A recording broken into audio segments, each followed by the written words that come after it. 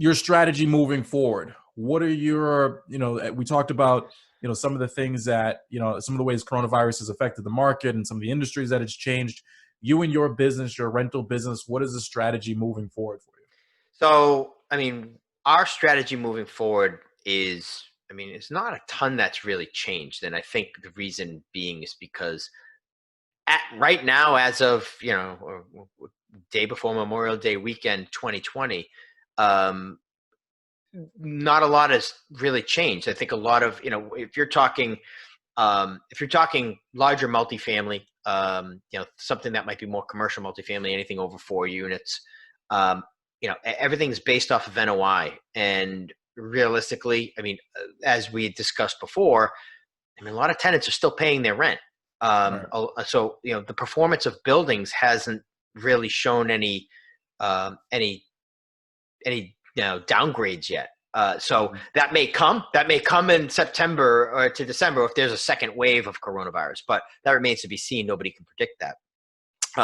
So I think you're still going to see asset prices still stay strong. So, from the 2 to 4 unit space in the residential space, we're seeing, to be honest with you, we're still seeing demand, really, especially in the last week. We've seen a lot of people just come back out at market pricing, and really try to, still get the same dollar value that they were 60, 90 days ago. So there hasn't been a ton of change in that, which has left us somewhat skeptical of buying existing assets. So we've actually turned more of our attention to land entitlement and development of cash flowing assets, and seeing if we can make that work better. And if we can take them through a ZBA process and sell them, or take them through the ZBA process and build them, I think we'll probably try and do a little bit of both. But that's generally what we're seeing, what we see right now. What about yourself? Change. I would say the only modifications we're making to existing business would be we're trying to be a little bit more conservative and maybe stock a little bit more on reserves. And the reason being, there has been, and again, depending on where you are in the country, your unemployment rate differs between markets and everything else, but we do see a lot of that unemployment number growing. I feel like eventually we know eventually unemployment benefits run out. The stimulus surge that we got or received from the government only going to last so long. So the question becomes, what happens to the 30 million Americans that are out of work when unemployment, the 20 weeks runs out, or whatever that, when the stimulus checks come out? If Congress doesn't approve another stimulus package, what happens to those? And are those jobs going to come back? And if they don't, now do we start to see some pullback in the market? Maybe it's 6 months from now. So I wouldn't say much has changed in the immediate immediate time frame, but I think just kind of stacking up those reserves a little bit, building up that foundation a little bit stronger, and then just kind of seeing what happens from there. No, it's a great point. And, I think where when I was mentioning, we're going to kind of shift more to a zoning play and to build assets, that's more of a local thing here. But I agree with you completely, because it is market dependent. Some of the stuff that we've seen out in, like mentioned before, we have, a number of units out in the Southern Indiana market, just outside of Louisville. And we've been looking down in Tampa.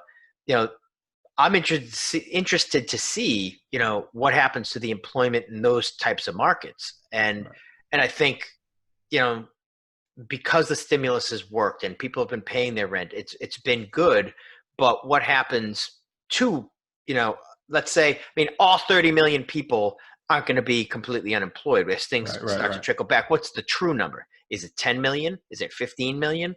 And I think, bringing that back down and having, it's just going to be kind of choppy waters here, probably the next 6 months. So, I think specifically for Boston being a resilient market, we're going to continue to develop and try to find cash flowing assets, because there's a shortage of housing here. So, but other markets, in Atlanta or Florida or Texas, where population is continuing to drive, and I think the coronavirus is going to exacerbate that. I think Right. what's happened is going to strengthen migration patterns to markets that were, really hot. I think they're just going to continue to soar, because I Right. think people are going to say, especially if they've lost their job and they live in a really expensive part of the country, they're going to say, and it's cold, they're going to say to themselves, well, this is the perfect opportunity. And coronavirus is certainly doing that for a lot of people, Right. allowing them to retool, rethink what they want, and then maybe find a job elsewhere. So I do think cash flowing assets in different parts of the country are still going to be strong, and saving up reserves individually, and having a little bit of dry powder on the sidelines, is going to be very necessary depending on what does happen in the next 6 months.